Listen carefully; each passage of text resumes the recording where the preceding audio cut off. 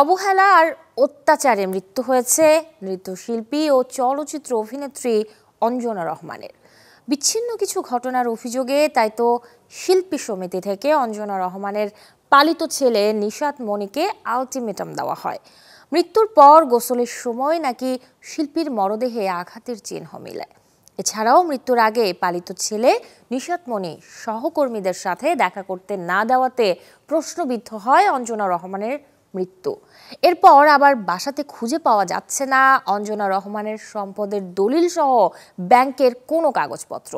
এসব ঘটনার প্রেক্ষিতে শিল্পী সমিতি থেকে ছায়া তদন্ত কমিটি গঠন করা হয়, যার সদস্য সংখ্যা ডিএ তায়েব, রুমানা ইসলাম মুক্তি সহ মোট 5 জন। আগামী 3 দিনের মধ্যে ছায়া তদন্ত কমিটিকে রিপোর্ট জমা দিতে বলেছে শিল্পী সমিতি। এরপরই নেওয়া হবে পরবর্তী সিদ্ধান্ত। আমরা 3 দিন সময় নিয়ে সময়টা দিয়েছি ওনাকে, এই রিপন সাহেবকে, ইঞ্জিনিয়ার রিপন সাহেবকে। ইঞ্জিনিয়ার রিপন সাহেব আমাকে অ্যাকুরেট যা যা ঘটেছে লাস্ট উনি আসবার পরে, উনি এই বাড়িতে জয়েন করার পরে থেকে যা যা ঘটেছে সব চিত্রগুলো উনি দেবেন, এবং ওনার কোথায় কোন প্লট সেল করে কত টাকা আসছে, বাড়ি সেল করেছে কি আসছে, আদৌ ওনার কোনো টাকা ছিল কিনা বা আছে কিনা, বা টাকা থাকলে সেগুলো কোথায় গেল, টোটাল চিত্রটা ওনার কাছে আমরা কালেকশন করছি। তারপর আমরা ন্যায্য বিচার আমরা করতে পারবো বলে আমরা বিশ্বাস করি।